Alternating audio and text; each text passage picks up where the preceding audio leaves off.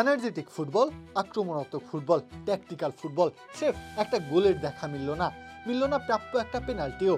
সম্মিলিত আক্রমণ আর পাল্টা আক্রমণে প্রতিপক্ষ শক্তিশালী সিঙ্গাপুরের রক্ষণভাগ কাঁপিয়ে দিলেও দিন শেষে স্কোরশিটে বিজয়ী দলটা বাংলাদেশ নয়, বরং প্রথমবারের মতো এশিয়া কাপের বাছাই পর্বের বৈতরণীর বাধা টপকানো সিঙ্গাপুরই স্রোতের বিপরীতে একটা গোল করে হাসে বিজয়ের হাসি।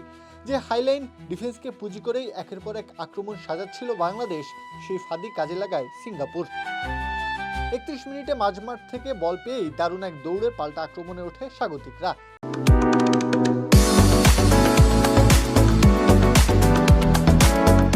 নিখুঁত শটে বল জালে জড়াতে কোনো ভুল করেননি হারিস স্টুয়ার্ট।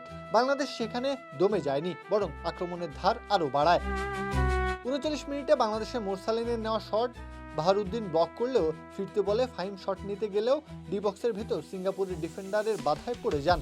বাংলাদেশের খেলোয়াড়েরা পেনাল্টির আবেদন জানালেও রেফারি তাতে সাড়া দেননি। ধারাভাষ্য থেকেও বলা হয় রেফারির বদান্যতায় বেঁচে গেল সিঙ্গাপুর।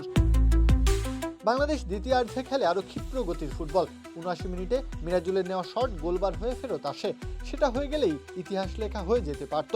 সেই দিকে বারবার আক্রমণ করে গেলেও গোলের দেখা পায়নি বাংলাদেশ। ম্যাচ জুড়ে একের পর এক আক্রমণ করেও সেই কাঙ্ক্ষিত সমতাসূচক গোলের দেখা মিলল না। হতাশা থাকলেও ভিনদেশের মাটিতে এমন পারফরমেন্স উজ্জ্বল ভবিষ্যতের বার্তায় দিচ্ছে। প্রত্যাহা কাব্য, খেলা ৭১।